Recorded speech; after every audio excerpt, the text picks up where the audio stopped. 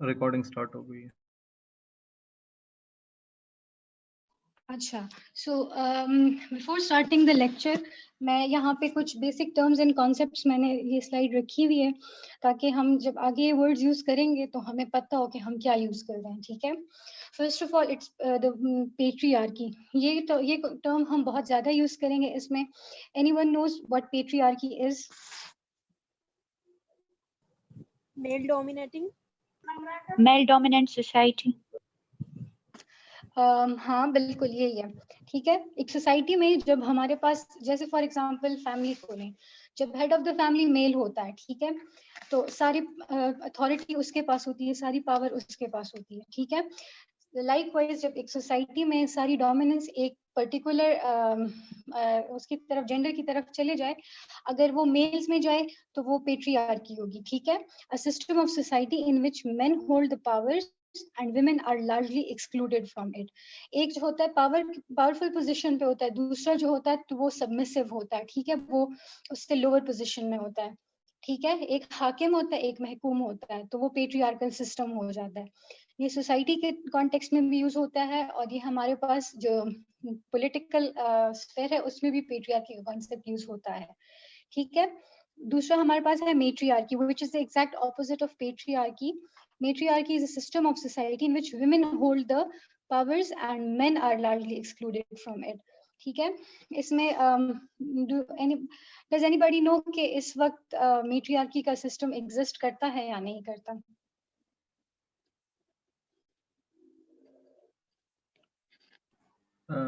New Zealand करता है exist. अच्छा, कहाँ पर? हाँ, एमन यही है, लेकिन आपने थोड़ा सा डिफरेंट नाम, मतलब नाम थोड़ा सा गलत लिखा है, ठीक है। अच्छा, किसी को पता है कहाँ करता है?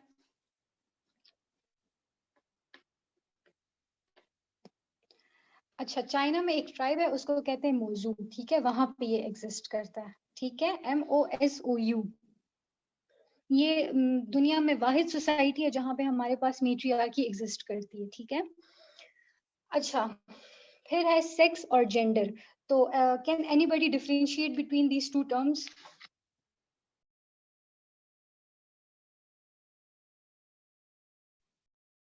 मैं करती हूँ। Sex is naturally and gender is socially constructed. Gender जो है वो सोशली कंस्ट्रक्टेड होता है और जो सेक्स है वो बाय बर्थ होता है, इट इज बायोलॉजिकली कंस्ट्रक्टेड। हाँ एग्जैक्टली यही है, ठीक है।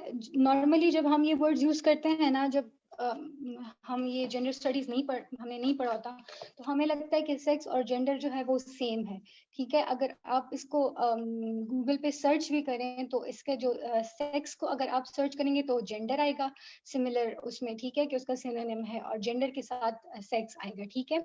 लेकिन जो सेक्स होता है वो हमारे पास जो होता है ये बायोलॉजिकली असाइंड होता है, ठीक है। ये जेनिटल ऑर्गन्स और क्रोमोसोमल मेकअप के ऊपर डिपेंड करता है, ठीक है। और उसकी बेसिस पे फिर हमारे पास 3 कैटेगरीज बन जाती हैं, मेल, फीमेल या इंटरसेक्स, ठीक है। जेंडर जो होता है on the other hand, it is the repeated stylization of the body in a rigid regulatory framework, ठीक है। ये क्या होता है gender? It is socially constructed, socially defined, socially prescribe, ठीक है। हमने पढ़ा था कि हर सोसाइटी में जो होते हैं तो उसमें सोसाइटी के नॉर्म्स होते हैं, ठीक है, उसके वैल्यूज होते हैं। फिर नॉर्म्स में उसके क्या होते हैं कि फोकवेज होते हैं, मॉरेज होते हैं, ठीक है। ये हमारे पास क्या होती है नॉर्म्स और वैल्यूज? ये हमारे पास ideal expectations of a society होती है, ठीक है। अब जिन्होंने ये सोसाइटी कंस्ट्रक्ट की है, ठीक है, जिन्होंने ये बनाई है, उन्होंने फिर जेंडर भी कंस्ट्रक्ट किया है, सही है। हर एक को अपने रूल्स दे दिए हैं, ठीक है, और एक रिजिड रेगुलेटरी फ्रेमवर्क है, उसमें फ्लेक्सिबिलिटी किसी के लिए भी नहीं है। अगर एक को मेल डिफाइन कर दिया कि मैन है और दूसरी जो है वो विमेन है और उसके लिए ड्यूटीज असाइन कर दी, तो बस फिर वो कर दी, ठीक है। तो फिर वो एक उसी तरह रूटीन में वही बात चलती है और रिजिड रेगुलेटरी फ्रेमवर्क होता है। अच्छा, नेक्स्ट स्लाइड। अच्छा, जेंडर रोल्स.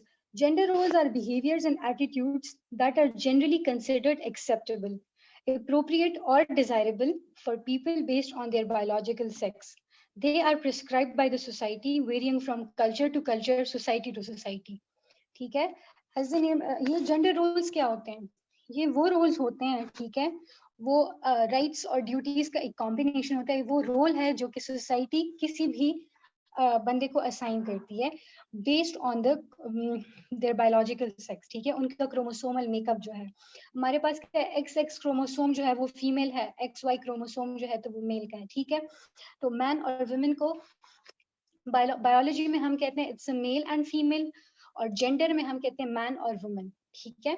अब उसमें क्या करते हैं ये लोग के इसमें सोसाइटी ने इसको डिफाइन किया है कि अच्छा ये मेल है, ये फीमेल है, ये जो मेल है he is the man, female जो है शी इज द वुमन। अब उसको क्या कि उसको स्पेसिफिक रोल्स असाइन किए, ठीक है। जो रोल्स असाइन किए हैं वो उससे आइडियल एक्सपेक्टेशंस है सोसाइटी की। They are bound to follow those guidelines, ठीक है, जो रूल्स एंड रेगुलेशंस हैं उनको उसने फॉलो करना है, ठीक है। वेयर एज जेंडर आइडेंटिटी जो है ना, it is how one feels on the inside and expresses his or her gender through clothing, behavior and personal appearance. Gender roles are assigned by the society, whereas gender identity जो है वो हर इंसान की अपनी अपनी मर्जी पे होती है, जो वो इंसान खुद फील करता है, ठीक है, और फिर इसको एक्सप्रेस करता है। तो चाहे वो अपने कपड़ों से उसको एक्सप्रेस करे, वो अपने बिहेवियर से एक्सप्रेस करे, और पर्सनल अपीयरेंस से एक्सप्रेस करे। अब जेंडर आइडेंटिटी जो है ये आपकी जेंडर रोल्स के मुताबिक भी हो सकती है और उससे हट के भी हो सकती है। उसके मुताबिक ऐसे होगी, अच्छा एक बंदा है वो कैसे फील करता है अंदर से, for example it's a male, he is a male, ठीक है।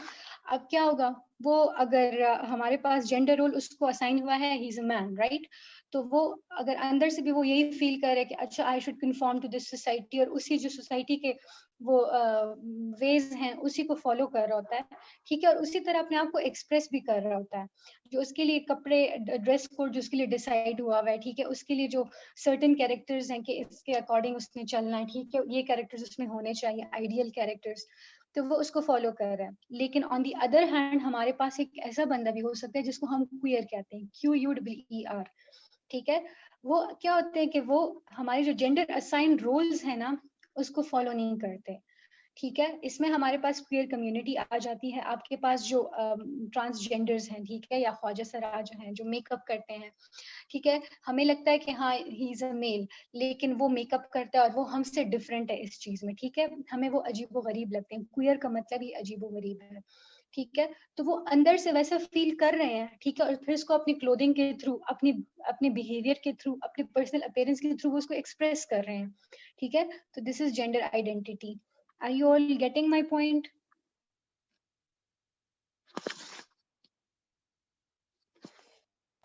Yes, yes, Ruby. चलें ठीक है। अच्छा, जेंडर सोशलाइजेशन क्या है हमारे पास? हाँ जी, एग्जैक्टली एमन वही है। जेंडर सोशलाइजेशन हमारे पास क्या है? ट्रांसफॉर्मेशन इनटू जेंडर रूल्स, ठीक है। जेंडर सोशलाइजेशन हमारे पास क्या होती है? फॉर एग्जाम्पल पेरेंट्स हैं, ठीक है, जो सोसाइटी आपको जेंडर रोल्स पे आमादा करने के लिए जो वेज यूज करती है दैट्स कॉल्ड जेंडर सोशलाइजेशन, ठीक है। एग्जाम्पल्स मैं आपको देती हूँ कैसे। फॉर एग्जाम्पल एक लड़का है, ठीक है, उसकी अपब्रिंगिंग में उसके पेरेंट्स क्या कहेंगे, उसको एक सर्टेन रोल बता दिया, ठीक है। अगर वो लड़का है तो उसने ब्लू कलर ही उसको यूज करना है, वो पिंक की तरफ नहीं जा सकता because pink is for girls, ठीक है। अच्छा, अगर लड़का है वो लड़कियों के साथ खेल रहा है तो नॉर्मली हमारी सोसाइटी में जब हम भी छोटे थे और मतलब हमारे मेल कजिन्स हमारे साथ आके खेलते थे तो कोई ना कोई बंदा आके उसको कह देता था कि उठ जाओ यहाँ से वरना तुम्हारी दुम निकल आएगी, लड़कियों के साथ लड़के नहीं खेलते, ठीक है। ये अच्छा, अगर कोई लड़का रोता है तो उसको ये कह के चुप करा देना कि मेन डोंट क्राई, या फिर अगर किसी को हिम्मत दिलानी हो लड़के को कि हाँ तुम ये कर, तो उसको कहते हैं मैन अप। तो ये चीजें जो हैं, ठीक है। अच्छा, फिर टॉयज आ गए।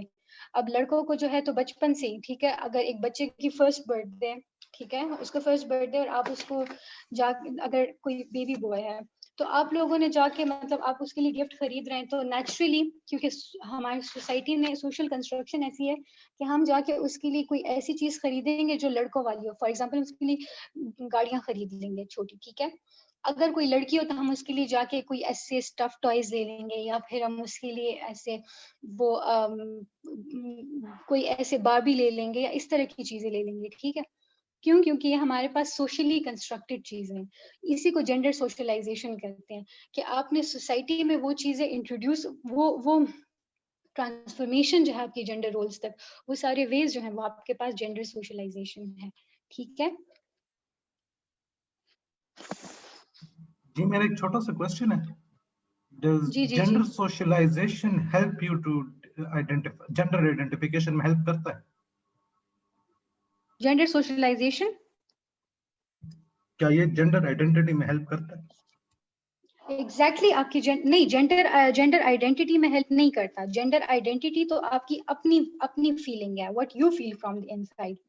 जेंडर सोशलाइजेशन आपकी ट्रांसफॉर्मेशन है इनटू जेंडर रोल्स, और ये आपकी सोसाइटी करती है थ्रू वेरियस मीन्स, ठीक है, जो मैंने आपको तरीके बताए हैं। नहीं वो तो सही है। वो तो मैं समझ गया, लेकिन सपोज अगर एक बॉय हो और वो is raised in a house which is women dominated, या जो है उसको ऐसे हर, जैसे आपने कहा टॉयज की, तो उसको गाड़ियों की जगह स्टफ टॉयज दे दिए जाए, तो वो आगे जाके उसको अपने आप एक जेंडर आइडेंटिटी का एग्जैक्टली नहीं होगा? एग्जैक्टली वो हम ये चीज हम अभी जाके नेचर वर्सेस नर्चर डिबेट में ये पढ़ेंगे, सही है। यही चीज है कि उसको, लेकिन हम इन जनरल बात कर रहे हैं कि जनरली हमारी सोसाइटी में यही होता है, ठीक है। ठीक है जी, थैंक यू। अच्छा जी, वेलकम। Next slide. अच्छा, ऑब्जेक्टिफिकेशन। अब जो ऑब्जेक्टिफिकेशन का मतलब क्या है, इट इन्वॉल्व्स व्यूइंग और treating a person as an object devoid of thought और फीलिंग्स, ठीक है। किसी भी ऑब्जेक्टिफिकेशन हमारे पास यहाँ पे सबसे ज्यादा किस जेंडर की होती है, एवरीबॉडी नोज इट्स वुमेन, ठीक है। चाहे वो एक मोबाइल फोन का इश्तेहार हो, उसमें किसी उसमें, या फिर हमारे आजकल जो बिस्किट के एड्स आ रहे हैं या चाय के एड्स आ रहे हैं, तो उसमें क्या हो रही है, वुमेन ऑब्जेक्टिफिकेशन ही हो रही है ना, ताकि मासेस को अट्रैक्ट किया जा सके। तो दैट्स ऑब्जेक्टिफिकेशन, ठीक है, कि उसको बस सिर्फ एक ऑब्जेक्ट फॉर व्यूइंग और ट्रीटिंग, मतलब आप उसको एक आई कैंडी बना के पेश कर रहे हैं, ठीक है। अच्छा, फेमिनिज्म क्या है? It's the movement for advocacy of women rights on the ground of the equality of sexes, ठीक है। ये हमारे पास फेमिनिज्म होगी। इसमें फिर आगे जो टाइप्स हैं वो हम नेक्स्ट लेक्चर में इंशाल्लाह पढ़ेंगे कि क्या टाइप्स हैं, लेकिन फेमिनिज्म का बेसिकली मतलब यही होता है कि advocacy of women rights on the grounds of equality of sexes, ठीक है। अच्छा, नेक्स्ट स्लाइड। अच्छा, हम सोशल कंस्ट्रक्शन ऑफ जेंडर पढ़ रहे हैं, ठीक है। सोशल कंस्ट्रक्शन ऑफ जेंडर को पढ़ने के लिए हम ये चीजें हमने टर्म्स पढ़ ली, ठीक है। अब हमने क्या करना है कि हमने देखना है कि हमारे पास जेंडर सोशली कंस्ट्रक्टेड है भी या नहीं, ठीक है। तो इसके लिए सबसे जो मोस्ट कॉमन डिबेट होती है जेंडर स्टडीज में, that is nature versus nurture debate, ठीक है। नेचर वर्सेस नर्चर डिबेट हमारे पास क्या कहता है कि अच्छा, किसी को आइडिया है इस बारे में?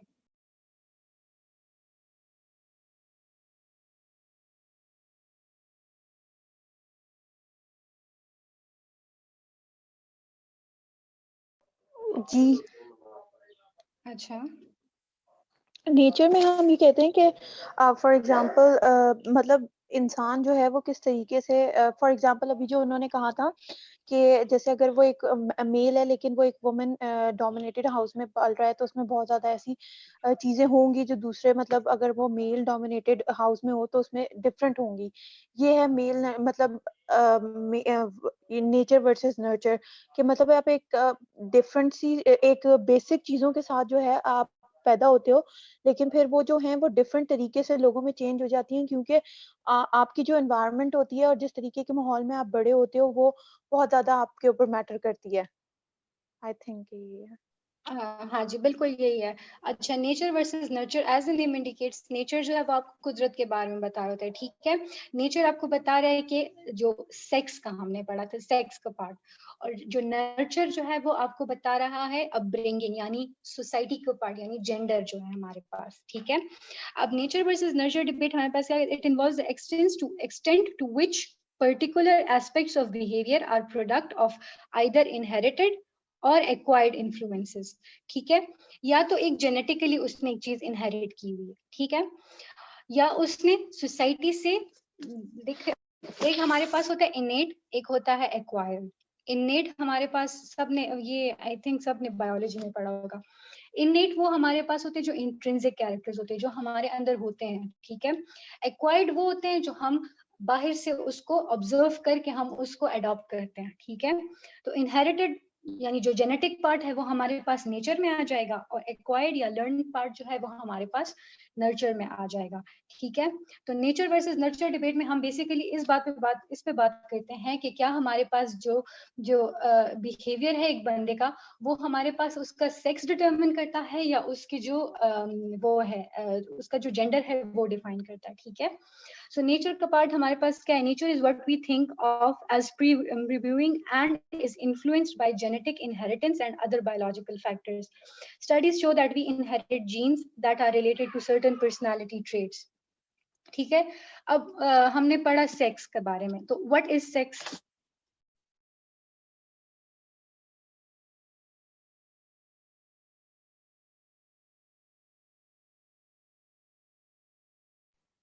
हेलो,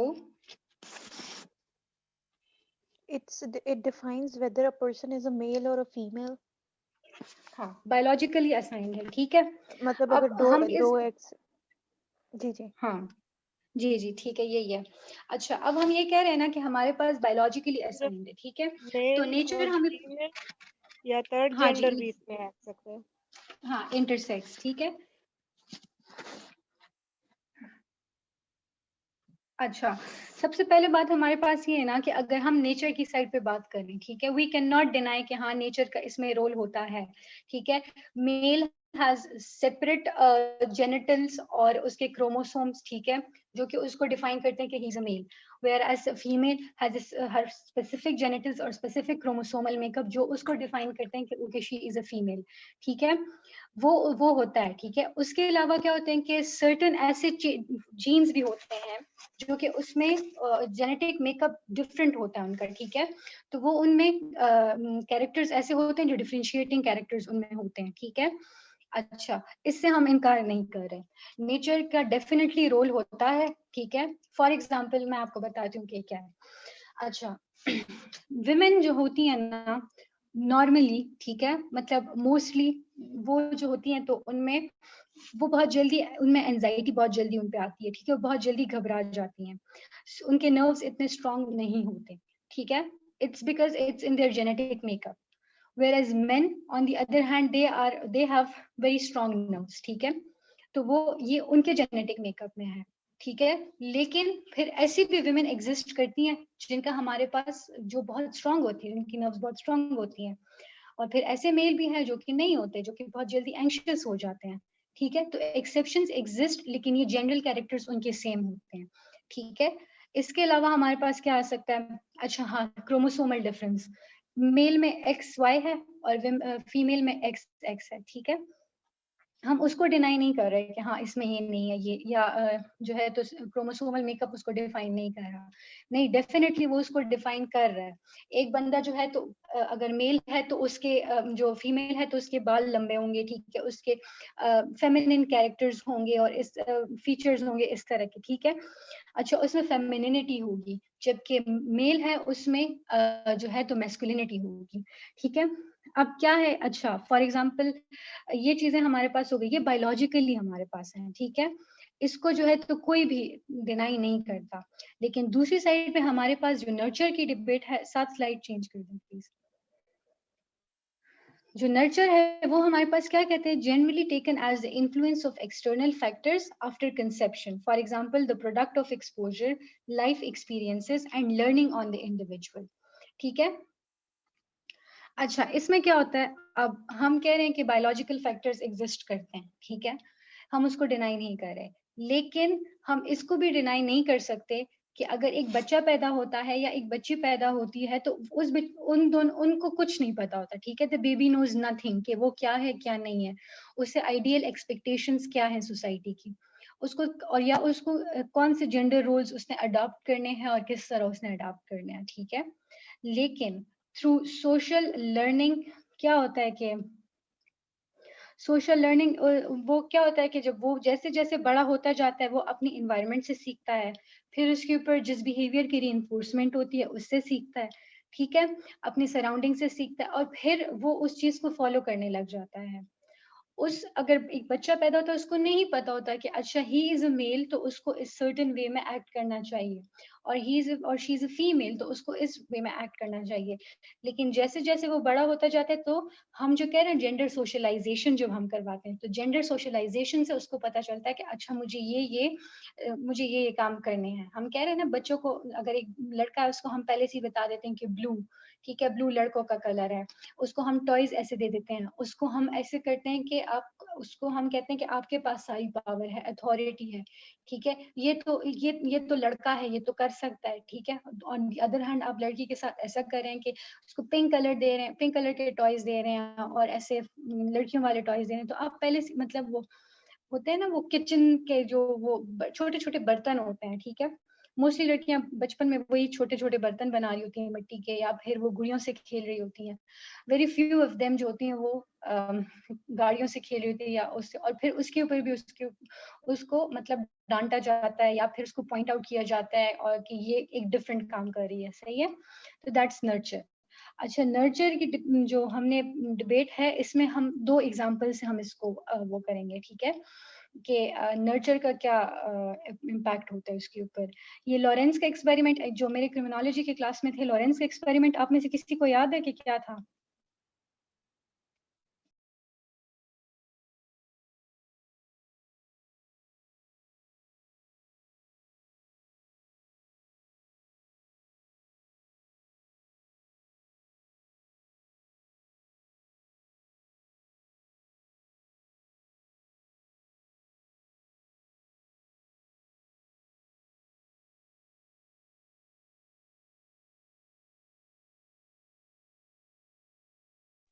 आप में से कोई तो बता दे मुझे कि लॉरेंस का एक्सपेरिमेंट क्या था। अच्छा, मैं बताती हूँ लाइबा। हेलो, मेरी आवाज आ रही है? जी जी जी जी जी। अच्छा, कॉर्नार्ड लॉरेंस ने एक्सपेरिमेंट किया था गीस पर। उसने गीस पाले थे ना, तो जैसे ही गीस की जो बच्चे पैदा होते हैं ना, तो ये डायरेक्टली अपनी मदर को फॉलो करते हैं ना। तो उसने गीस पाले थे और इसकी जब बच्चे निकल आए तो उसने उस मदर को उसके साथ नहीं रहने दिया, मतलब उसको अपने बच्चों से अलग कर दिया था। तो जैसे ही वो अंडों से वो बच्चे निकलते हैं गीस के, तो वो लॉरेंस को फॉलो करते हैं। तो इसका मतलब ये होता है कि ये इसमें वो इनहेरिटेड है, मतलब ये कैरेक्टर कि ये डायरेक्ट ही अपनी किसी उसको फॉलो करेंगे जिसके साथ जिसको फर्स्ट टाइम देखते हैं। हाँ जी, एम आई यही है, लेकिन इसमें थोड़ी सी मैं करेक्शन करूंगी। इसमें ऐसा हुआ था ना कि उसने गीज लिए थे, ठीक है, और उसके साथ क्या किया था कि कुछ जो थे तो उसको हाफ में डिवाइड कर दिया। हाफ जो थे उसने इंक्यूबेटर में रखे, ठीक है, लॉरेंस ने, और हाफ जो है तो वो उसने गूज मदर के पास रखे, ठीक है।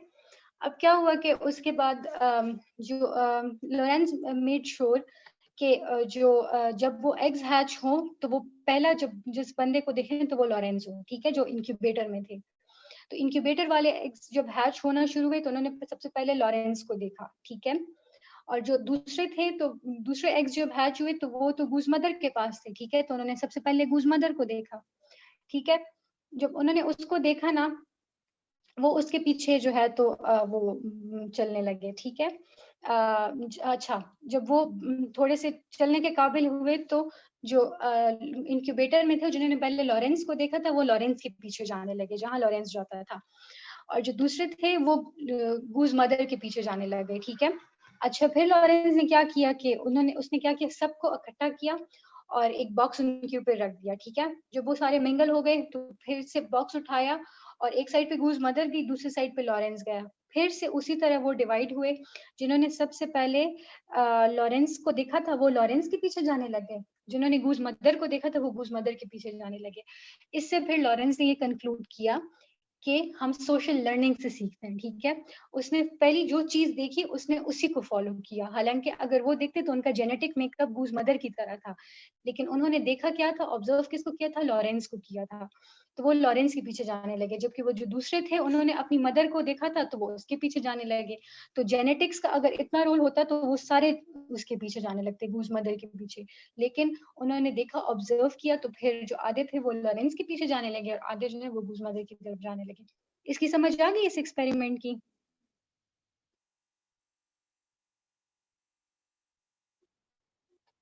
जी क्लियर है। यस। चलें, अच्छा ठीक है। अच्छा, नेक्स्ट स्लाइड।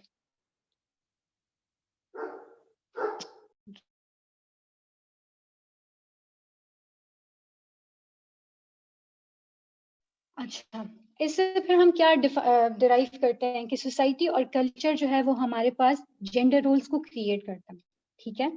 फिर ये सोसाइटी क्या करता है, रोल्स को जो है तो सर्टेन आइडियल और अप्रोप्रिएट बिहेवियर जो है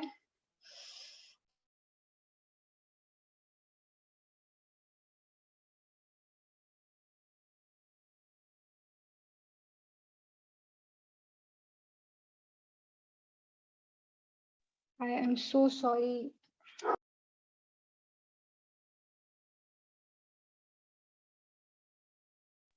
लाइबा इट्स ओके, मतलब खैर है, कोई बात नहीं।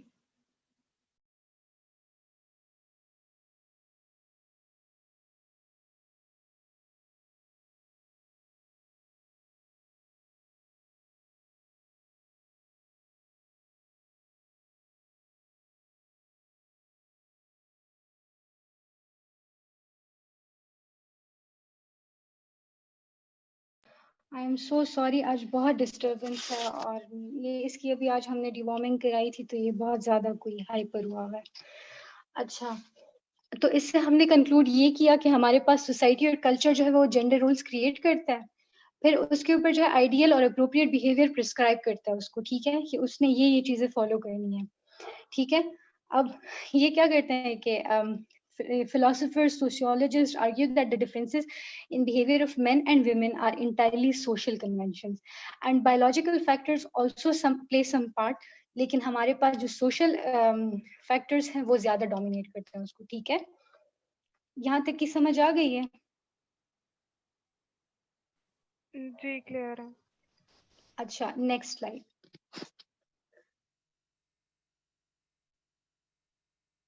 अच्छा, अब हम पढ़ेंगे कि हिस्ट्री क्या है हमारे पास, ठीक है, सोशल कंस्ट्रक्शन की। तो उसकी जो हिस्ट्री है सोशल कंस्ट्रक्शन की, उसको मैंने 3 उसमें डिवाइड करके मैं पढ़ा रही हूँ, ठीक है। सबसे पहले हम करेंगे हिस्टोरिसिज्म, यानी उसकी हिस्ट्री क्या, ठीक है। उसमें हम जर्डल लर्नर की जो बुक है द क्रिएशन ऑफ पेट्रियार्की, उससे हमने लिया रेफरेंस, ठीक है। दूसरा जो है हमारे पास लिवाई का है, वो एक्सचेंज ऑफ वुमेन, तो वो हमने उससे एक्सट्रैक्ट लिया है। उसके बाद हमने कहा ethno methodology and symbolic interaction, वो हमने जूडिथ बटलर की बुक है gender trouble, Simon de beaver की द सेकंड सेक्स और नैंसी चौडरो की हमारे पास बुक है, उससे हमने रेफरेंस लिया है। और थर्ड थ्योरी हमारे पास थ्योरी ऑफ मटेरियल डिपेंडेंस, ठीक है। अच्छा, हम ऐसे करते हैं, नेक्स्ट सेशन स्टार्ट कर देते हैं क्योंकि इट्स अबाउट टू एंड, ठीक है।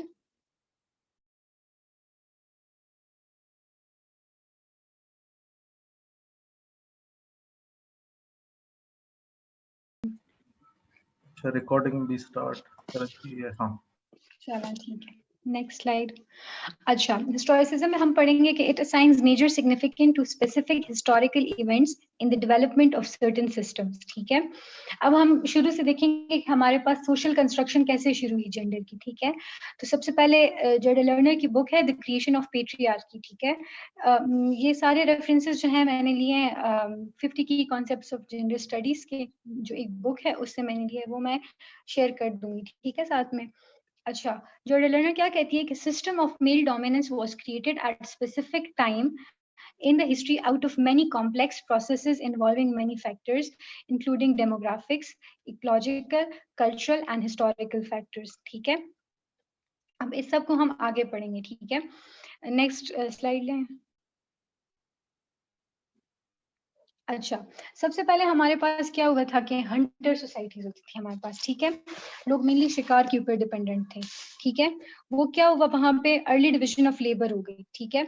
लेबर उसमें कैसे डिवाइड हो गई, जो मेन होते थे वो क्या करते थे कि वो जो एनिमल्स हैं उसको डोमेस्टिकेट करते थे, वो जानवरों को पालते थे, उनका ख्याल रखते थे, ठीक है। On the other hand women का काम क्या होता था कि वो बस घर का ख्याल रखती थी या फिर लेबर में उनके साथ, मतलब वो लेबर में होती थी, ठीक है, बहुत लेबोरियस जॉब्स वो करती थी साथ में। ओनर्स जो होते थे वो हमारे पास मेन होते थे, काम उनके लिए औरतें करती थी, ठीक है। फिर उनको क्या हुआ कि उन्होंने रियलाइज किया कि अच्छा अभी तो इनके पास मतलब हम उन्होंने रियलाइज किया कि ऑफस्प्रिंग्स जो है, बच्चे जो हैं वो बहुत इंपॉर्टेंट है। फिर उसको रियलाइज करते हुए उन्होंने ये भी रियलाइज किया कि उससे ज्यादा हमारे लिए वुमेन इंपॉर्टेंट है ताकि वो हमारे पास ऑफस्प्रिंग्स प्रोड्यूस कर सकें, ठीक है। अच्छा, अब ये उन्होंने ये औलाद की या जो ऑफस्प्रिंग्स है उसकी इंपॉर्टेंस को क्यों महसूस किया, क्योंकि जब उनके पास ये एनिमल्स होते थे, डोमेस्टिकेटेड एनिमल्स, तो वो कहते थे कि अच्छा ये जो उनके हर्ड्स होते थे कि अब ये उनके पास, उनके जहन में उस टाइम पे ये नोशन डेवलप 10-15 नंबर इस्लामियात दे होंदे 10-15 नंबर मुतालिब Pakistan 10-15 current affair 5-6 number sports. साथ इनको म्यूट करते हैं, हाँ प्लीज अपने माइक्स म्यूट करके बैठा करें। अच्छा, उस टाइम पे ये नोशन था प्राइवेट प्रॉपर्टी का नोशन, ठीक है, कि जो हर्ड्स होते थे वो हर एक बंदा कहता था कि अच्छा, उस टाइम ये कॉन्सेप्ट आया प्राइवेट प्रॉपर्टी का कि अच्छा ये मेरी प्राइवेट प्रॉपर्टी है, ये उसकी है, ठीक है। लेकिन फिर उस प्राइवेट प्रॉपर्टी को आगे बढ़ाने के लिए उन्होंने क्या किया कि अच्छा अब हमारे पास जो है तो अपना हर्ड जो है, अपना जो रेवड़ है वो हम अपने ही बच्चों में वो उनको पास ऑन करेंगे, ठीक है। तो वो अपने ही ब्लड प्रोजेनी को वो उन्होंने कहा था कि इसको हमने पास ऑन करना है, उसके लिए उनको चाहिए थे विमेन, ठीक है।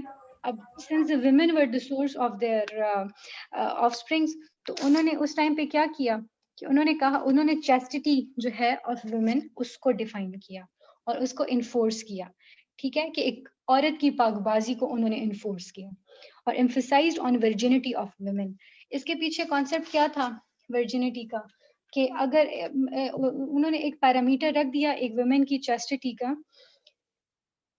अच्छा, चैस्टिटी की जो वो कॉन्सेप्ट है उन्होंने इसको इसलिए इन्फोर्स किया क्योंकि वो कहते थे कि हमने अपने ही औलाद को अपने जो रेवड़ हैं वो पास करने, अपनी जो प्राइवेट प्रॉपर्टी है वो हमने अपनी ब्लड प्रोजेनी को पास करनी है। इफ द वुमेन, उसकी चैस्टिटी का उन्होंने पैरामीटर क्या रखा, वर्जिनिटी, ठीक है। इफ शी, उसकी वर्जिनिटी को डिफाइन कर दिया कि अच्छा ये हमारे पास पैरामीटर है इसके लिए, क्योंकि अगर ये नहीं होगा तो उनको ये श्योरिटी नहीं थी कि अच्छा वो जो बच्चे हैं वो उनके हैं भी या नहीं, ठीक है। तो उनको ये डर होता था कि ऐसे ना हो हम अपनी प्रॉपर्टी जो है वो हम किसी और के बच्चों को ट्रांसफर कर दें, ठीक है। तो ये उस टाइम पे चैस्टिटी का कॉन्सेप्ट उस टाइम पे आया और पैरामीटर उन्होंने रखा वर्जिनिटी को, ठीक है। समझ आ रही है यहाँ तक? जी क्लियर है। चलें ठीक है। अच्छा, नेक्स्ट स्लाइड।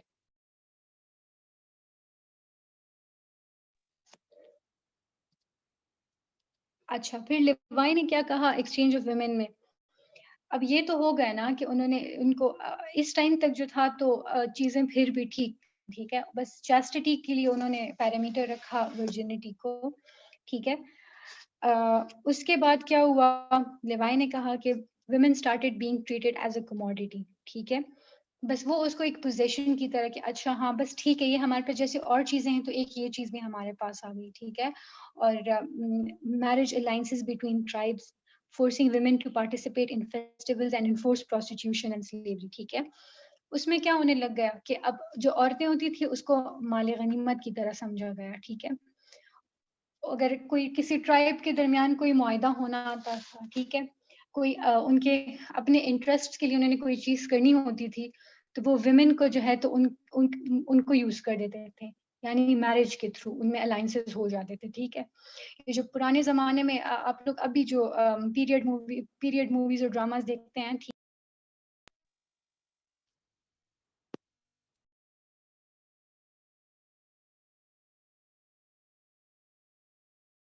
आप जो पीरियड मूवीज और ड्रामास देखते हैं, ठीक है, उसमें क्या होता है कि अक्सर एक मुल्क का जो बादशाह होता था वो दूसरे मुल्क के बादशाह के साथ, या एक रियासत का जो वाली होता था वो दूसरे रियासत की उसके साथ अपनी बेटे या बेटी की शादी करवा देता था, ठीक है, ताकि उनका जो पर्सनल रिलेशंस को यूज करते थे फॉर पॉलिटिकल पर्पसेस, ठीक है, पॉलिटिकल बेनिफिट के लिए। तो मैरिज अलायंसेस बिटवीन ट्राइब्स ये हो गया। दूसरा क्या था, forcing women to participate in festivals. बाकायदा ऐसे ऐसे फेस्टिवल्स होते थे, ऐसे मेले लगते थे जिसमें वो जो थे तो औरतों को खरीदते थे, ठीक है, और इनको एज अ बस जैसे दूसरी जरूरत की चीजें होती हैं ना, इस तरह उनको भी यूज किया जाता था। Enforced prostitution and sex slavery, ठीक है। अब इन एग्रेरियन एरा वुमेन्स रिप्रोडक्टिव, अच्छा एग्रेरियन एरा में क्या होता था हमारे पास, ये उस टाइम पे फार्मिंग शुरू हो गई, ठीक है। तो अब इस एरा में क्या हुआ था कि women's reproductive ability became an important economic asset, more children meant more people to manage the ever expanding farmland, ठीक है। वही जो हम रिप्रोडक्टिव राइट्स की रिप्रोडक्टिव उसकी बात कर रहे थे ना, तो ये चीजें इसमें दोबारा आ गई, ठीक है। कि अब उनको जो था तो उनको एक इम्पॉर्टेंट इकोनॉमिक एसेट के तौर पे उसको देखा जाता था कि जितने वो ज्यादा बच्चे रिप्रोड्यूस करेगी हमारे पास, उतना ही हमारे पास मैन पावर ज्यादा होगी और हमारे जो फार्म लैंड है उसको संभालने के लिए लोग बहुत ज्यादा हो जाएंगे, ठीक है। अब इसकी वजह से क्या हुआ, this domesticated women and fix their role as child givers and child rearers. बस उनका रोल जो था मेनली वो एक, she was just reduced to child producing machine, ठीक है। उसको डोमेस्टिकेट कर दिया, उसको जो उसके राइट्स हैं, ठीक है, पॉलिटिकल सोशल इकोनॉमिक हर किस्म के राइट्स है, उसको बिल्कुल ही डिवॉइड कर दिया और उसको सिर्फ इस काम पे लगा दिया कि अच्छा she is a child giver and child rarer, यानी बस वो सिर्फ बच्चे पैदा करेगी और उनको उनकी तरबियत करेगी, ठीक है। Next slide.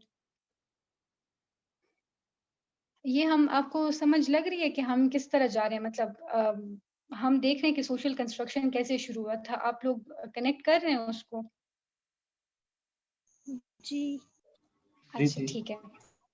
अच्छा, एज अ रिजल्ट हमारे पास क्या हुआ, लीगल कोड जो थे subsequently differentiated between respectable and non respectable women from the eyes of main, ठीक है।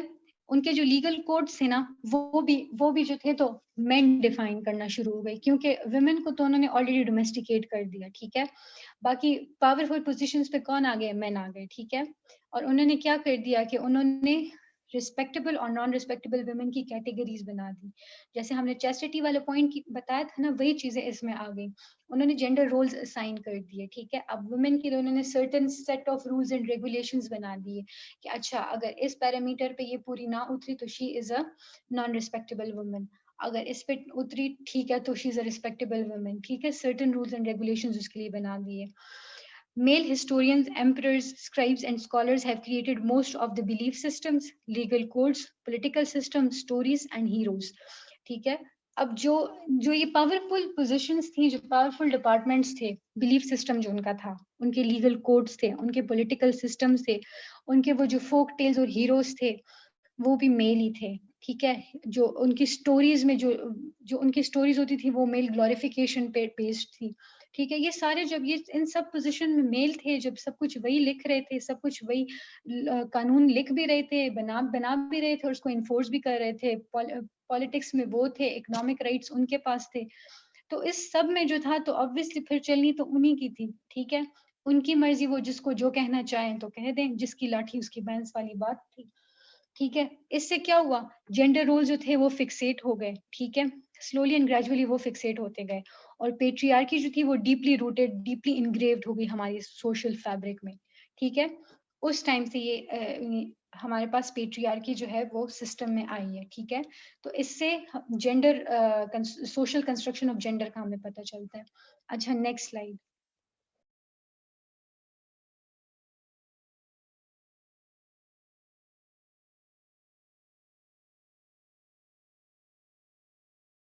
अच्छा, अब आ गए हमारे पास ethnomethodology and symbolic interaction. अब इसमें हम क्या पढ़ेंगे, जो हमने जेंडर सोशलाइजेशन पढ़ी थी ना वो इसमें आती है, ठीक है। How does social life, individual identities and interpersonal relationships that characterize it were achieved or accomplished through interaction and language, ठीक है।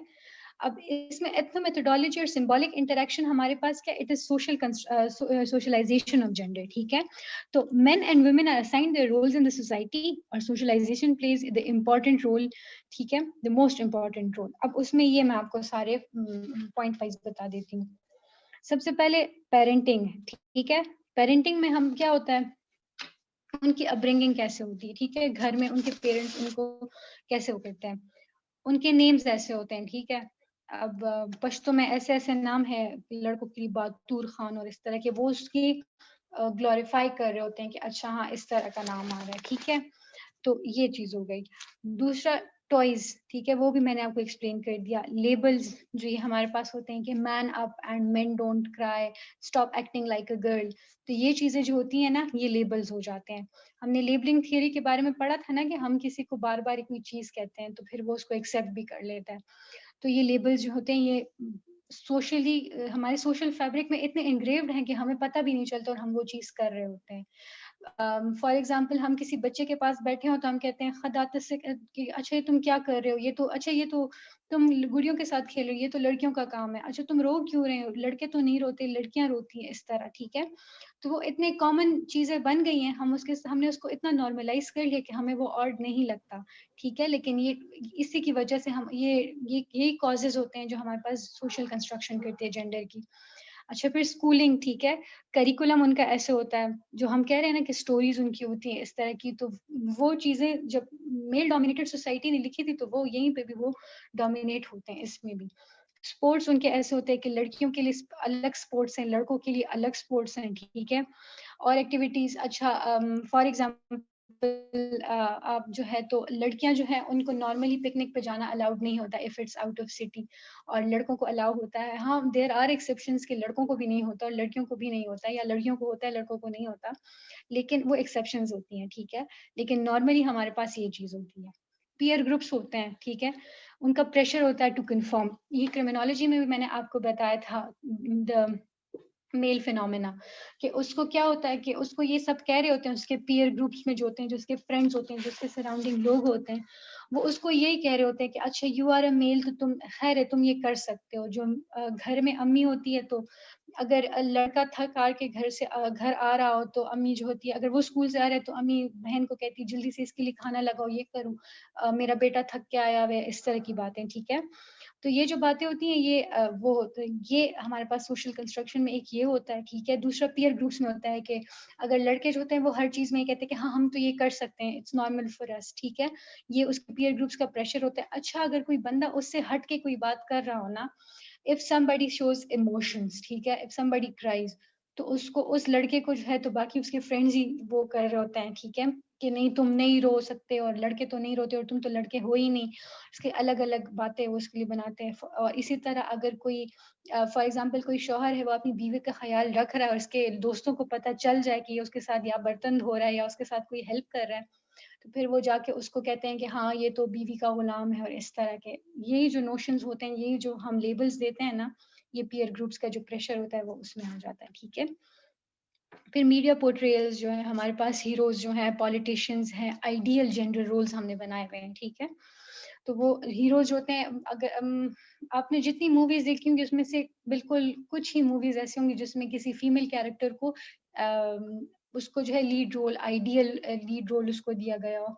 औरतों को हमेशा या ऐसे दिखाया जाता है कि बस या रोती धोती रहती हैं, ठीक है, या फिर जो है तो शी नीड्स अ मैन जिस फॉर सपोर्ट, ताकि वो सोसाइटी में आगे बढ़ सके, ठीक है। या फिर जो आपके पॉलिटिशियंस जो हैं पावरफुल पोजीशंस पे आपके वही होते हैं, ठीक है। पॉलिटिक्स में ज्यादा लड़कियां नहीं आती, क्यों? क्योंकि सब कहते हैं कि वो डर्टी पॉलिटिक्स और ये चीजें होती हैं इसमें, ठीक है। अगर कोई मेल कुछ कह दे तो सब यही कहते हैं कि हाँ ठीक है उसने ये कह दिया, लेकिन औरत तो औरत जात हो, तुम ही गुजारा कर लो, ठीक है। तो इस तरह की बातें जो होती हैं, मीडिया पोर्ट्रेयल्स भी ऐसे होते हैं कि अगर कोई मेल पॉलिटिशियन कुछ कर भी लेना, उसको इतना हाईलाइट नहीं किया जाता जितना कि एक फीमेल पॉलिटिशियन कुछ कर ले, ठीक है, उसको फिर बहुत बुरे तरीके से हाईलाइट किया जाता है। सोसाइटल एक्सपेक्टेशंस जो है, जो आपको नॉर्म्स और वैल्यूज हैं, ठीक है, वो जो है तो आपके लिए स्पेसिफिक वो कर दिया कि ये अप्रोप्रिएट बिहेवियर है। अच्छा हमें बचपन से यही कहा जाता है कि जब हम छोटे, मतलब जब हम टीन एज में होते थे, अच्छा लिपस्टिक मत लगाओ ये लोग बुरा समझेंगे, तेज आवाज में मत हंसो लोग बुरा समझेंगे, बाल मत खोलो लोग बुरा समझेंगे, शाम के वक्त घर शाम से पहले पहले घर आना है वरना लोग बुरा समझेंगे। तो ये चीजें जो होती हैं ये सोसाइटल एक्सपेक्टेशंस होती हैं आपसे, ठीक है। अगर आप उसको फॉलो नहीं करते तो लोग बुरा समझते हैं उसको, ठीक है। वेयर एज सेम अगर यही चीजें हम बॉयज पे अप्लाई करें तो उसको लोग फिर बुरा नहीं समझते, ठीक है। अच्छा नेक्स्ट,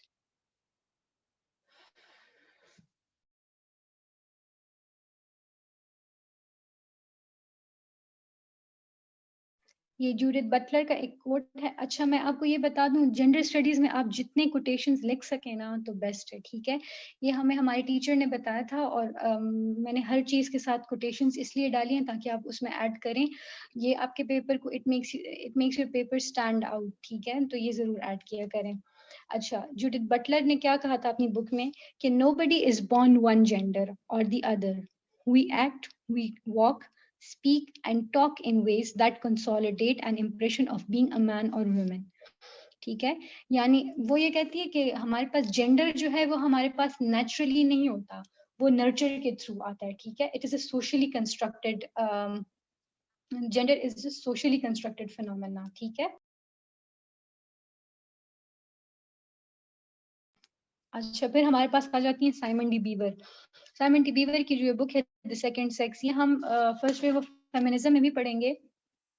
तो I will recommend you people कि आप इसकी जो है तो समरी पढ़ लें, या इसके ऊपर रिव्यू जो है वो इस बुक का पढ़ लें, ताकि आपको पता चले कि इस बुक का मेन पॉइंट क्या है ना। तो फिर जब आप जिस जगह पे भी इसको कोट करेंगे ना, क्योंकि ये फर्स्ट वेव ऑफ फेमिनिज्म में हमारे पास थी, तो इनका बहुत इंपॉर्टेंट रोल है इसमें, ठीक है।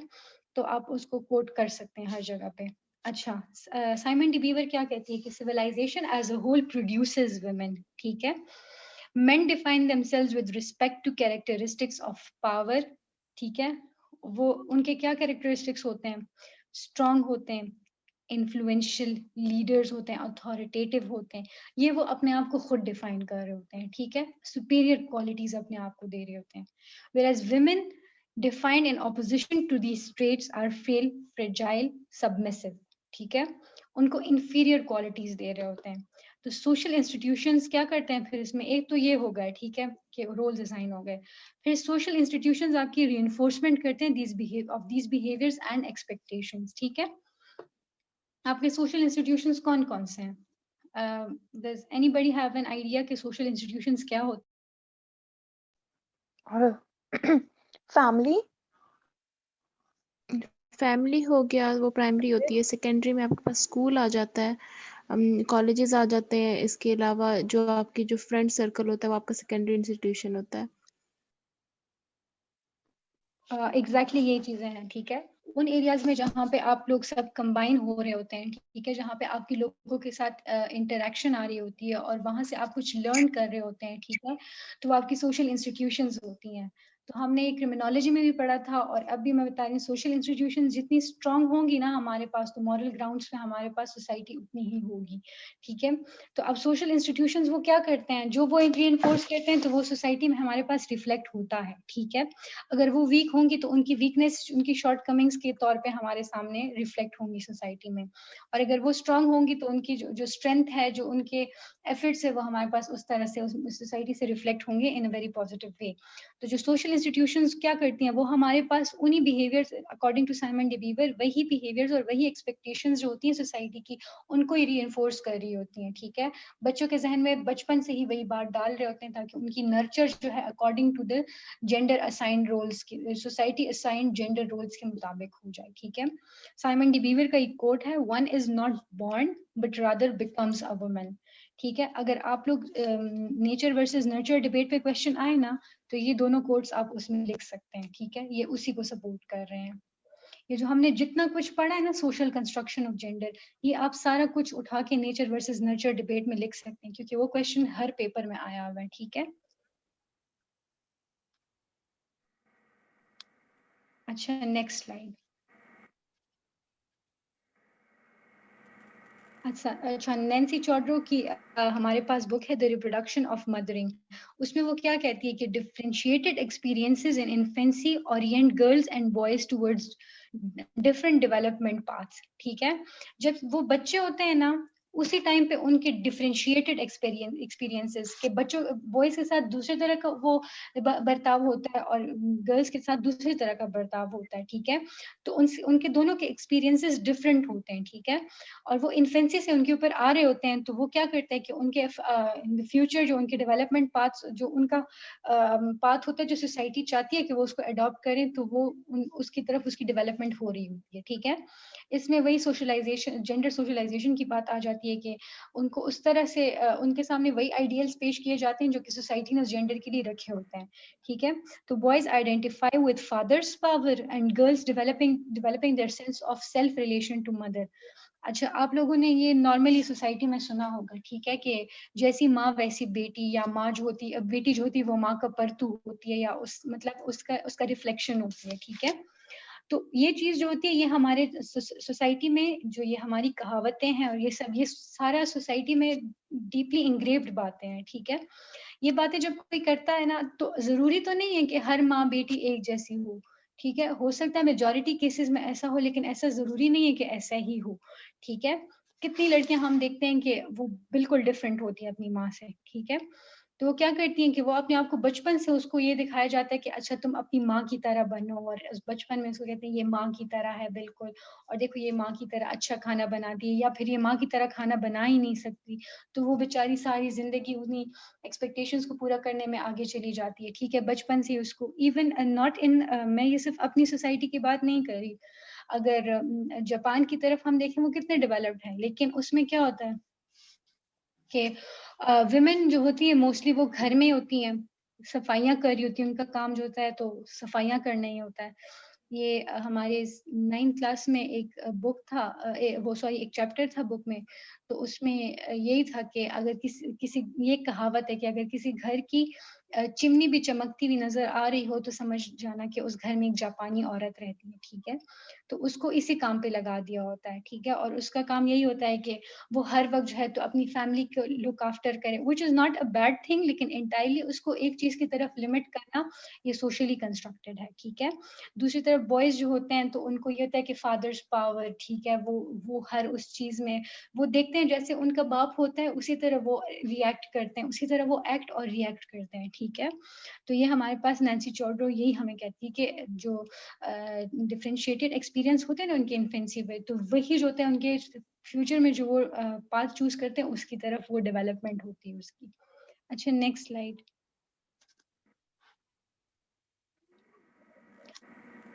अच्छा, एक 10 मिनट्स का ब्रेक ले लेते हैं, 10 मिनट्स की ब्रेक ले लेते हैं, फिर हम बस ये 3 स्लाइड्स रहती हैं इसको कंप्लीट कर देंगे, ठीक है, because I am not feeling well today. तो स्टार्ट हो गया जी। सोनिया प्लीज आप अपना पॉइंट अभी ऐड कर दें।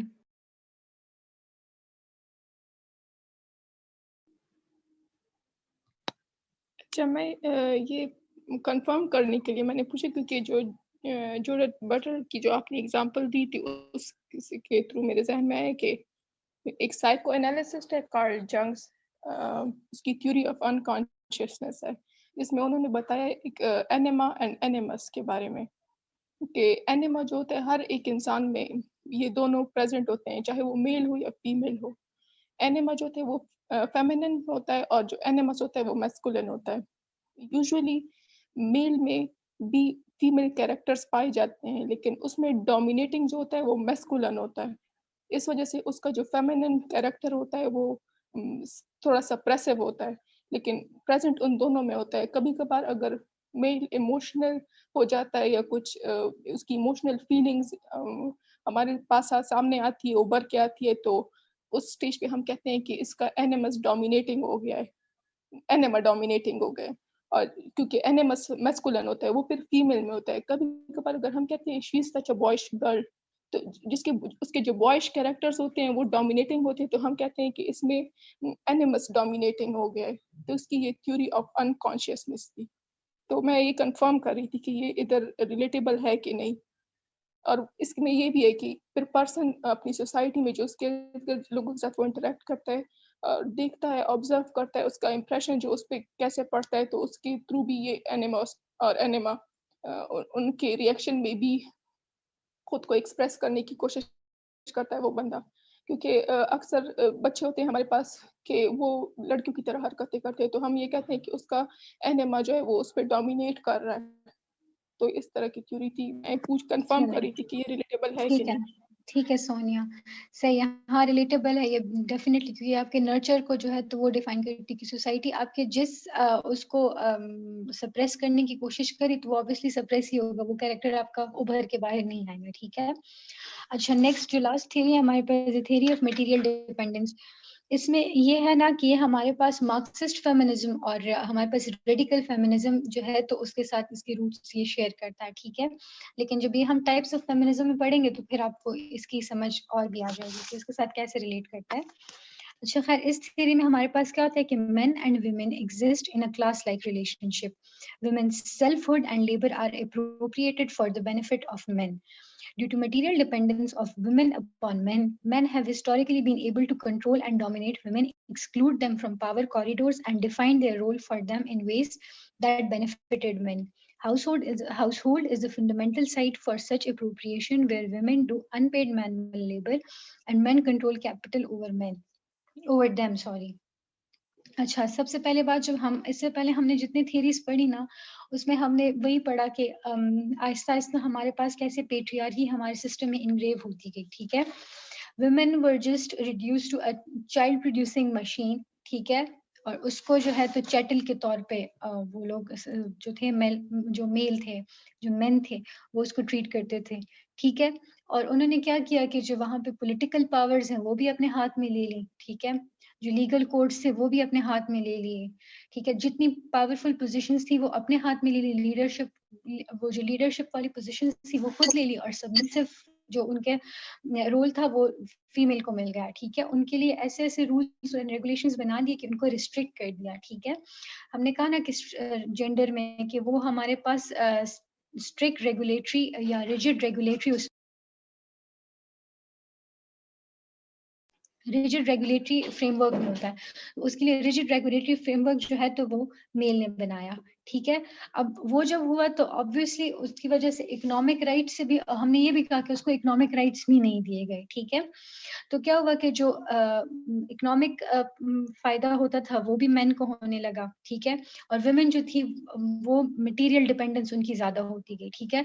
अगर वो अनमैरिड होती तो अपने पेरेंट्स, अपने वालिद पे या अपने भाई पे वो डिपेंडेंट होती है उसके लिए, जबकि अगर उसकी शादी हो जाए तो वो अपने शौहर के ऊपर डिपेंडेंट होती है फॉर मनी, ठीक है। उसकी मटेरियल डिपेंडेंस मेल के ऊपर होती है, जिसकी वजह से उसको और सबमिसिव कैरेक्टर वो उसका रोल हो गया है, ठीक है। अब उसको क्या कर देते हैं कि बस उसको हाउस होल्ड तक वो रिड्यूस कर दिया, उसको वहां तक जो है तो रिस्ट्रिक्ट कर दिया है, और जो उसकी लेबर है जो वो काम करती है उसको वो अनपेड कर दी है, ठीक है। और जो मेन है होते हैं बस वो जो है तो उनके पास पावरफुल पोजीशन होती है सोसाइटी में, पेट्रियार्कल सिस्टम है, ठीक है। ये हमारे पास जो हम हिस्ट्री ऑफ सोशल कंस्ट्रक्शन पढ़ रहे थे ना, कि जो मैंने जितनी थेरीज आपको बताई, जितने रेफरेंसेस आप लोगों को बताए, ये सारे हमें जो बता रहे थे कि सोशल कंस्ट्रक्शन हमारे पास कैसे आई, ठीक है। पेट्रियार्की हमारे पास सिस्टम में कैसे आ गई, ठीक है। यहाँ तक सबको समझ आ गई है?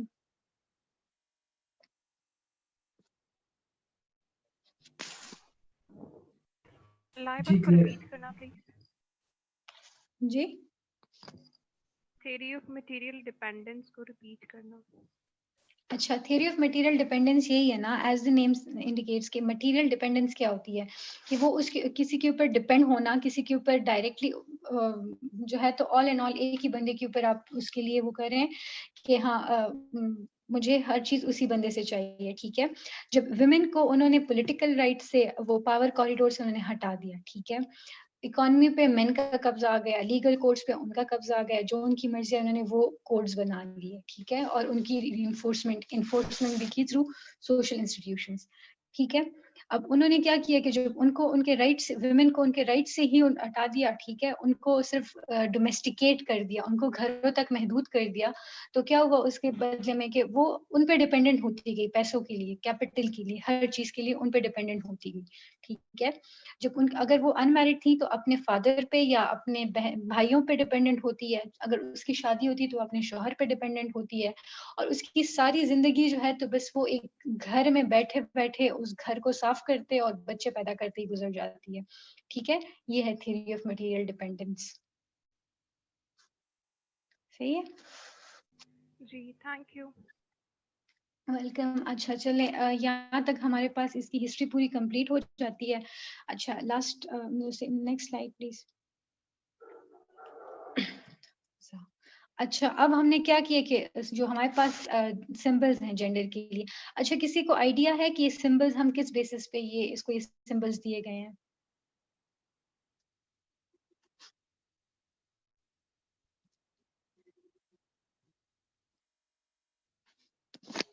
हेलो,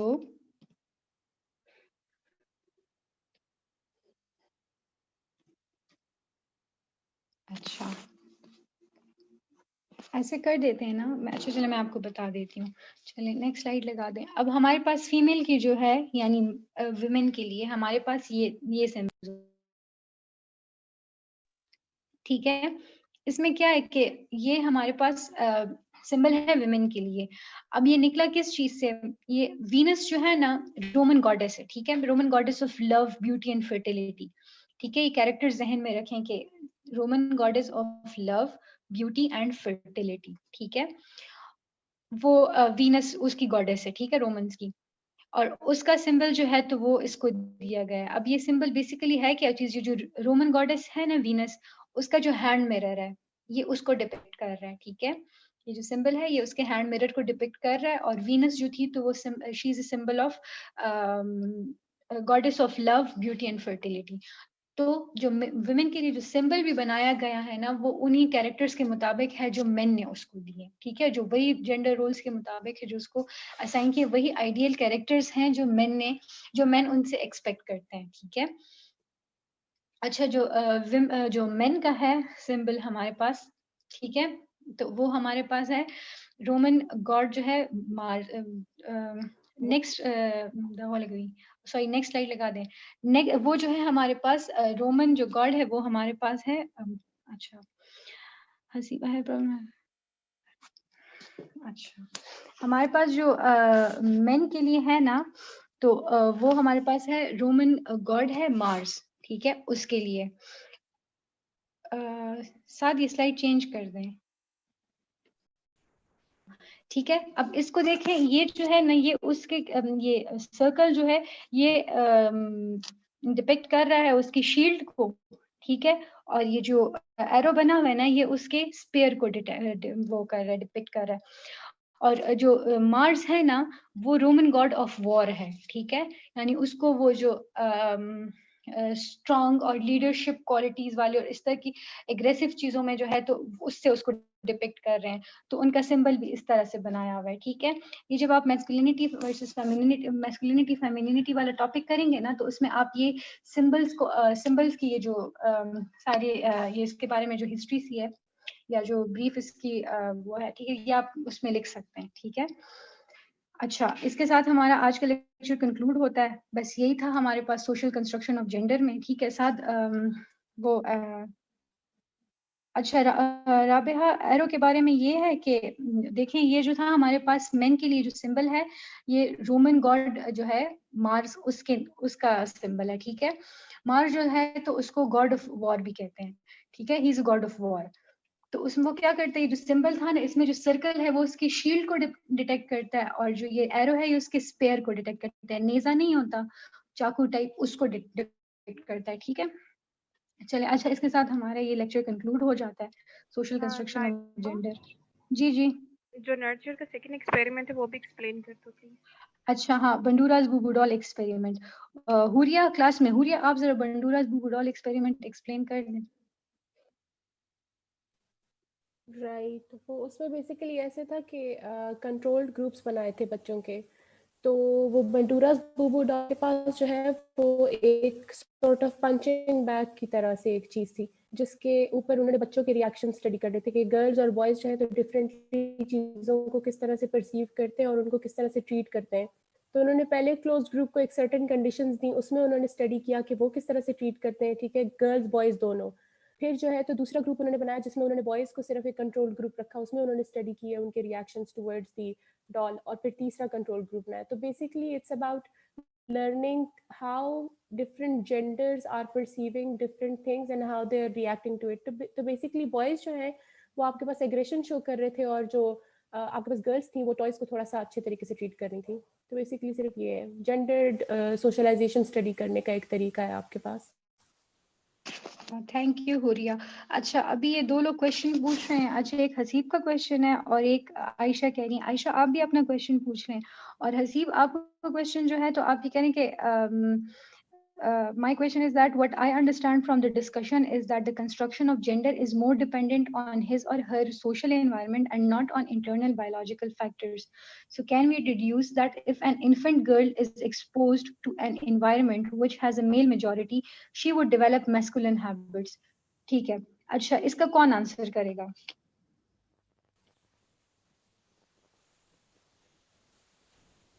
मैं करूं? हाँ, कर दें, बिल्कुल। So Haseeb, basically the answer is in the socialization. ठीक है, आपके पास जब gendered socialization की बात होती है, इसका मतलब है कि आपने एक तरीके से जो आपने बात की है वो बिल्कुल ठीक है। तो ये जिस किस्म की environment में बच्चा बड़ा होगा, वो उसी किस्म की environment की चीज़ों को अपनाता है। उसकी जो innate biological elements होते हैं ना, जो उसके sex के साथ related होते हैं, वो रहते हैं, ठीक है। जो उसकी physical appearance होती है, वो कभी ना कभी उसको life में थोड़ा सा impact करती है। But that does not mean कि उसकी सोशलाइजेशन के ऊपर भी उसकी बायोलॉजी का इम्पैक्ट होगा। जिस तरीके से आप बच्चे को सोशलाइज करोगे, अगर आप उनको डॉल्स दोगे, ठीक है, पिंक कलर से एसोसिएट करोगे, तो ऑब्वियसली वो गर्लिश बिहेवियर्स रखेंगी। अगर आप उनको वही सारे अगर आप उनको न्यूट्रल तरीके से ट्रेन करोगे, तो उनमें दोनों ट्रेड्स होंगे, ठीक है, that be a neutral person. लेकिन अगर आप उनको बॉयश तरीके से ट्रीट करोगे, ठीक है, आप उनको मेल जेंडर की तरफ जो है तो ज्यादा टिल्ट रखोगे, तो उनके वो वाले सारे ट्रेड्स होंगे। तो ये डिफरेंस आपको नजर भी आता है। आपने देखा होगा जिन बहनों के 4 भाई होते हैं, ठीक है, उनकी बहनों की उस लड़की की आदतें जो है तो थोड़ी थोड़ी लड़कों जैसी होती हैं। और जिन भाइयों की जिस एक भाई की बहुत सारी बहनें होती हैं, आपने देखा होगा उनकी थोड़ी सी फेमिनिन हरकतें होती हैं, ठीक है, भाइयों की। तो ये नेचुरल है, जिस किस्म का एनवायरनमेंट आप दोगे बच्चे को, वो उसी किस्म के एनवायरनमेंट को अपना के तो आगे जाके वो पोर्ट्रे करेंगे एज देयर जेंडर। हाँ जी, एग्जैक्टली। मेरा माइक भी ऑन नहीं हो रहा था। असल में जो क्वेश्चन लाइबा मैंने आपको फॉरवर्ड किया था, this was basically from Ayesha Bukhari, और मैं खुद इसको आंसर करने वाला था, लेकिन वो माइक ऑन नहीं हो रहा था मेरा। तो मैं एग्जांपल भी एक कोट करना चाह रहा था इसके अंदर। हमारे वो एक रिलेटिव है, तो उसके तकरीबन उसके 5 बेटे हैं ना। तो जो आखिरी बेटा उनके यहाँ हुआ है ना, तो मतलब वो हमारे चार सद्दा के साइड पे वो रहते हैं। तो उस साइड पे वो तूम परस्ती वाला और नजर ना लग जाए, तो वो वाला सिस्टम होता है। तो बिल्कुल बचपन से ही मतलब वो जो आखिरी 5वां बेटा था उनका ना, तो वो उसको मतलब वो कपड़े वगैरह भी वो लड़कियों वाले पहनाता था, और मतलब उसको तो वो तकरीबन 4, 4.5, 5 साल का है, and his actings and his activities are almost like girls. तो ये उसी में आ जाता है कि सोशल कंस्ट्रक्शन और सोशलाइजेशन में, जैसा हुरिया ने बताया। तो मैं खुद ही आंसर करने वाला था, लेकिन मैंने आपको पहले वो बता दिया था क्वेश्चन आयशा का। साथ व्हाट इज योर पॉइंट? आपने कमेंट किया है इस चीज पे? नहीं मैम, वो अरहमना ने कहा था कि how do we justify intersex, should we say biology plays more role. तो मैं सिर्फ कह रहा था कि आई बिलीव कि may be it's more about nurture, क्योंकि जरूरी तो नहीं है कि हर बार ही बायोलॉजी हो। जरूरी ये भी हो सकता है कि like I said in start कि फीमेल डोमिनेटिंग हो, where there is one brother among 4-5 sisters and he has grown up with them, and then he Right, but goes how do you define intersex? What is intersex? that I don't know. I know how I'm defining it, but I know it's wrong. अच्छा, I'm defining it as a case of mistaken I identity. believe Laiba can answer that, तो उनको पता होगा। ठीक है, सही है। अच्छा, इंटरसेक्स हमारे पास क्या हुआ? जब हम इंटरसेक्स को हमने डिफाइन किया था, डिफाइन नहीं किया था, मेंशन किया था हमने सेक्स के पोर्शन में, जेंडर में नहीं, ठीक है। तो इंटरसेक्स वो होता है हमारे पास जिसमें हमारे पास जेनेटिकली, ठीक है, उसमें डिफरेंसेस होते हैं, ठीक है। जेनेटिकली वो ऐसे होता है, बाय नेचर वो ऐसे होता है, ठीक है। तो अब अरहमना का क्वेश्चन उसके लिए ये है कि कहाँ गया? How do we justify the intersex? Should we say that biology plays more role? और हम ना यहाँ पे बात ये है ना कि हम जब men की बात कर रहे थे या women की बात कर रहे थे, तो उसमें हम ये कह रहे थे ना कि नेचर का रोल होता है, डेफिनेटली रोल होता है, ठीक है। लेकिन जब एक बच्चा पैदा हुआ है, उसको नहीं पता कि उसने कौन से रोल की तरफ जाना है, उसकी जेंडर को कौन सा रोल असाइन हुआ है, ठीक है। अब वो जा रहा, अगर वो मेल है उसको उसी तरह वो किया गया तो ठीक है, वो जाके मेल बन जाएगा। अगर एक फीमेल है तो वो जाके फीमेल का वो रोल करेगी, ठीक है, वो उसी रोल को असाइन जो उसको किया वो उसको फॉलो करेगी। लेकिन फिर हमने जेंडर आइडेंटिटी का भी पॉइंट पढ़ा था, जिसमें मैंने कहा था कि इसमें हमारी क्वियर कम्युनिटी आती है। क्वियर कम्युनिटी में हमारी जो इंटरसेक्स कम्युनिटी है वो भी आती है, ठीक है, जो कि हमारे पास नॉर्मल जो हमारे पास जो जेंडर स्टीरियोटाइप्स है ना उसको तोड़ रही है, ठीक है। वो क्या करते हैं कि वो जो खुद फील करते हैं ना उसको एक्सप्रेस करते हैं through their clothing, behaviour, their appearance, ठीक है, वो उससे उसको एक्सप्रेस कर रहे होते हैं। तो उसमें जेंडर सोशलाइजेशन का काम भी होता है, ठीक है। लेकिन अगर आपने देखा होगा ना इंटरसेक्स जो हमारे पास होते हैं, ठीक है, अगर उनमें कुछ आदतें जो होती हैं वो फेमिनिन होती हैं, जो कि मैंने कहा था कि हम नेचर को हम डिनाई नहीं कर सकते। There are certain characters which are specified for women, there are certain characters which are specified for men, ठीक है। अब उनमें कुछ इस तरह की कैरेक्टर्स होते हैं, ठीक है, तो बचपन से ही उनको सोशली उनको इतना स्टिग्मेटाइज कर दिया जाता है कि मेल जेंडर में उनको लेने से ही वो मना कर देते हैं उनको। फॉर एग्जाम्पल एक बंदा, ठीक है, ये मैंने एक डॉक्यूमेंट्री देखी थी, उसमें एक ख्वाजा सरा की डॉक्यूमेंट्री थी जो कि कह रहा था कि जब मैं छोटा था तो हर कोई मुझे कहता था कि तुम क्या औरतों की तरह हाथ हिला हिला के बात करते हो, ठीक है, औरतों की तरह हाथ हिला हिला के बात कर रहे हो। ये पूरा एक सेंटेंस जो है ये हमारे माइंडसेट को बताता है कि औरत के लिए जो है तो उन्होंने कौन से कैरेक्टर्स, अब ये सोशली डिस्क्राइब्ड कैरेक्टर्स हैं, ठीक है, ये नेचुरली डिस्क्राइब्ड कैरेक्टर्स नहीं है। बहुत से मर्द भी हैं जो हाथ हिला हिला के बात कर रहे होते हैं, ठीक है।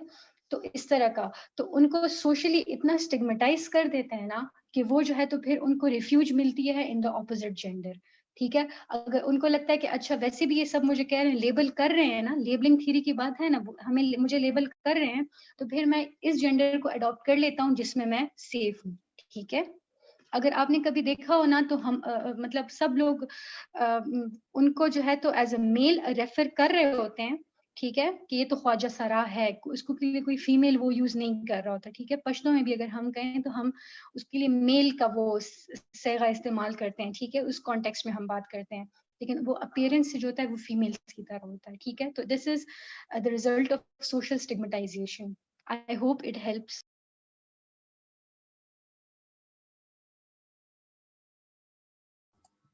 If I may add to it, not add to it, like a question सा है, श्योर साथ। like पता नहीं मैं पहले किससे बात कर रहा था, I thought आप ही से बात कर रहा हूँ। ये जो है I personally मैं ये सोचता, मेरी ये सोच है, and I've read about it like this, that it can be biological, like वो chromosomes की बात कि XXY और XYY और वो बातें, but mostly I've heard that it's nurtured, so that's why I stated it. So is this no true? It is nurtured definitely, लेकिन साथ जो नर्चर्ड होता है उसको हम क्वियर कहते हैं, ठीक है, और जो हमारे पास जो जेनेटिकली बायोलॉजिकली होता है उसको हम इंटरसेक्स कहते हैं, ठीक है, जो कि दोनों सेक्सेस के बॉर्डर लाइन पे होता है, उसको हम किसी एक सेक्स की तरफ एस्क्राइब नहीं कर सकते, ठीक है। So can we then say that साथ intersex is more like an identity crisis? You can hello, not से दिस के जी जी चले आप बता दे, फिर मैं इसमें एक चीज ऐड कर देता हूँ। चले आप ऐड कर दें फिर उसके बाद मैं बोल देती हूँ, ठीक। अच्छा, मैं मुझे अभी याद आया ना, ये जो अभी साथ में बात की है, वो तकरीबन कोई 4-5 साल पहले हम मस्जिद में बैठे हुए थे, किसी फौदगी का मतलब वो था ना, सोयम था उनका। तो उसमें अगर आप लोगों को पता हो तो वो इमाम साहब कोई ना कोई वो बात बताते हैं ना, तो उसमें वो बता रहे थे, ये जो हम हमारे आम माशरे में हम जिसे आम इस्तिलाह में ये खुनसा मुश्किल कहते हैं ना, तो इसके जो बाद अज़ मौत गुस्ल और कफन दफन का तरीका वो बता रहे थे। तो उस डिटेल में मैं नहीं जा रहा, लेकिन उनकी बातों से मुझे ये साफ लग रहा था कि ठीक है, मतलब बायोलॉजिकली उनमें ये ट्रेट आ जाता है कि मतलब वो ना मेल रहते ना फीमेल रहते, लेकिन उसमें उन्होंने जब वो गुस्ल का तरीका बता रहे तो उसमें उन्होंने बताया कि इसमें फिर 2 किस्म होते हैं, एक खुनसा होता है, एक खुनसा मुश्किल होता है। ठीक है, जो खुनसा होता है ना उसकी मतलब डोमिनेंस और रुग़बत जो होती है ना वो मेल्स की तरफ ज़्यादा होती है, वो कपड़े भी मेल्स का पहनता है और उठता बैठता भी मेल्स के साथ है, लेकिन फिर भी उसमें वो नज़ाकत होती है। और एक होता है इसके अंदर उसका डोमिनेंस जो होता है ना खुनसा मुश्किल, वो फीमेल्स की तरफ होता है, उसके कपड़े वगैरह और जो मतलब वो है ना वो जो उठना बैठना होता है वो फीमेल्स के साथ होता है। दोनों की जो हरकतें होती हैं वो मतलब उसमें नज़ाकत होती है, लेकिन उसमें भी फिर डिफाइंड होता है कि एक की डोमिनेंस मेल की तरफ है, एक की डोमिनेंस फीमेल की तरफ है। और ये मतलब सोसाइटी के अंदर से जो लेबलिंग थ्योरी ये उसी के अंदर से आती है। इसमें हमारे पास एक परफेक्ट एग्जांपल इसकी बनती है, ये जो उसका था क्या है, अयान जो है एडवर्ड कॉलेज का स्टूडेंट था। तो मतलब वो थ्रू आउट लड़कों के साथ पढ़ता आ रहा था, लेकिन at the end of the day वो जाके किधर रुक गया, तो सारा लेबलिंग थ्योरी उसको मतलब उसी का वो शिकार हो गया, और at the end of the day वो जाके वही मतलब उन्हीं लोगों के साथ उसकी गुजर बसर शुरू हो गई। तो ये अगर वैलिड सोशल पॉइंट वगैरह हो। स्टिग्मेटाइजेशन जो है उसको लीड करती है टुवर्ड्स, वो रिफ्यूज चाहता है किसी एक जेंडर में, ठीक है। मेल उसको एक्सेप्ट नहीं करते और उनको उसको एस्क्राइब करते हैं टू द फीमेल्स, उनके साथ उसको रिलेट करते हैं, ठीक है। तो बस वो रिफ्यूज हासिल करने के लिए वो उस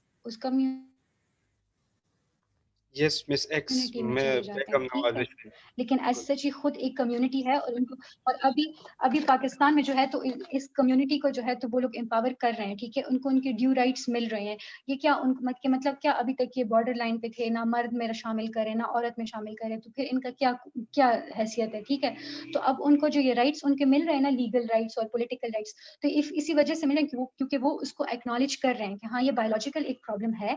बायोलॉजिकल प्रॉब्लम नहीं है, बायोलॉजिकल डिफरेंस है, ठीक है। और अब जो है तो उसको इक्वली सोसाइटी में वो ट्रीट कर रहे हैं, सही है। ये जो हम क्वेयर थ्योरी पढ़ेंगे ना, क्वेयर थ्योरी मैं आप लोग को उसमें दे रही हूँ, अगर आप लोगों में से कोई इंटरेस्टेड हो, ठीक है, सो वो इस क्वेयर थ्योरी को अटेम्प्ट करें, उसके ऊपर एक छोटा सा नोट लिख लें, जो जितनी उनकी अंडरस्टैंडिंग हो उसके बारे में। आप देख लें इंटरनेट पे कहीं पे भी, आपको जो उसके बारे में मिल जाए ना, फिर हम उसको डिस्कस करेंगे, ठीक है। लाइबा, ये जो हसीब ने पॉइंट रेज किया उससे क्लियर हो गया है, लेकिन जहाँ तक मैंने सुना है इंटरसेक्स की भी 2 टाइप्स, हसीब ने ठीक बताई हैं। वो आप जो है ना वो होता है कि मेल की एक रिब आई थिंक कम होती है, तो वो उससे आइडेंटिफाई करते हैं। कुछ मेल्स में जो है ना रिब्स बराबर होती हैं जैसे फीमेल में होती है, if I am not wrong. तो वो उससे आइडेंटिफाई करते हैं कि either this person is an intersex और नॉट। और इसके अलावा कुछ और भी बॉडी मेकअप ऐसा होता है जिससे वो होता है। तो इसलिए मैंने बायोलॉजी पॉइंट ऑफ व्यू से क्वेश्चन किया था कि क्या पता उनमें बायोलॉजी का इतना इन्फ्लुएंस होता है कि वो इस तरह की हरकतें करते हैं। हाँ ठीक है। तो अभी आपको क्लियर हो गया है हमना? हाँ जी, मुझे क्लियर हो गया, थैंक यू। ठीक है, वेलकम। अच्छा, अभी तक अगर किसी का कोई क्वेश्चन हो तो वो पूछ लें, वरना तो हम इस सेशन को एंड कर देते हैं, फिर मुझे आपसे 1-2 बातें करनी है। हाँ जी, सॉरी, बस वन लास्ट थिंग, ये बात मैं कर रहा था, मैंने अभी चेक की है कि XX फीमेल, XY मेल और XXY पर वो इंटरसेक्स की बात आ जाती है। हाँ बिल्कुल, it can be exactly, extra biological. Genus में आ जाता है। हाँ बिल्कुल। It is biological Saad, it is साथ इट बायोलॉजिकल, इज बायोलॉजिकल, ठीक है। आपके पास इंटरसेक्स डिटरमिन बायोलॉजी से होती है। वो फिर देखो उसमें एक सेक्स खामखा डॉक्टर्स डिटरमिन करते हैं, ठीक है, और एनाटॉमी स्टडी करके, ठीक है, उस बच्चे की। जब आपके पास सेक्स डिटरमिन हो जाती है ना, फिर उसको हार्मोनल ट्रांसप्लांट और उसके पास जो है तो ट्रांजिशन के थ्रू और सर्जरी के थ्रू उसको चेंज करने की कोशिश करते हैं। जेंडर ट्रांसफॉर्मेशन सर्जरीज उनकी होती हैं, Exactly. ठीक है। लेकिन उससे जो है तो हार्मोनल ट्रांसप्लांट जब करते हैं तो उसके बाद आपको सोशलाइजेशन करनी पड़ती है उस बच्चे की, ठीक है। फिर वो आप पे डिपेंड करता है कि आपने किस तरफ उसकी सोशलाइजेशन करनी है। जिस तरफ आप करना चाहते हो उस तरफ आप कोशिश करते हो कि आप उसकी सेक्स को चेंज कराओ, ठीक है, थ्रू ट्रांसप्लांट। तो बेसिकली ये होता है। और जो दूसरा आप कह रहे हो ना कि उसमें आपके पास नर्चर का रोल होता है, वो टिपिकली आपके पास जेंडर आइडेंटिटी से रिलेटेड है, वो आपका क्वीर है, ठीक है, जो लाइबा जिस तरह से बताती है। शी इज राइट, सही है, आप चीजों को कंफ्यूज कर रहे हो। ठीक है, अब समझ आ गया। It's as simple as that. हाँ, कि जो इंटरसेक्स है ना, it is part of the sex, male, female और इंटरसेक्स, ठीक है। ये एक हो गया हमारे पास, ये बायोलॉजिकली डिफाइन है। और फिर मेन, विमेन और क्वियर, ये हमारे पास सोशली डिटरमिन हो गई, ठीक है। ठीक है, like basically what I got out of it is that it is biological, but then it depends on whether it moves to which side that is then nurtured. हाँ exactly यही है, ठीक है। ये नर्चर का जो है ना, हम कह रहे हैं ना सेक्स का, जब हम कह रहे हैं कि वो सेक्स नहीं, मतलब नेचर और नर्चर में जो कह रहे हैं कि हमारे पास सेक्सुअली डिटरमिन नहीं होता वो चीज, ठीक है। सेक्स वो डिटरमिन नहीं करती, हमारे पास जेंडर डिटरमिन, जो जेंडर है वो सोशली कंस्ट्रक्टेड है, वो नेचुरली कंस्ट्रक्टेड नहीं है, ठीक है। तो ये चीज हो गई, ठीक है। और उसमें फिर आप जो ये जो तीनों सेक्सेस है ना, जो मेल, फीमेल और इंटरसेक्स, इनकी जब हम सोशलाइजेशन करते हैं ना तो इनके लिए, तो उससे फिर आगे हमारे पास मेल फीमेल और क्वियर जो कम्युनिटी है उसके अपने अपने वो कैरेक्टर्स आ जाते हैं। ठीक है, बस इतनी बात है। सही है, थैंक यू। चलें ठीक है। अच्छा, अब इस सेशन को ऐसा कर देते हैं, आप रिकॉर्डिंग स्टॉप कर दें साहब।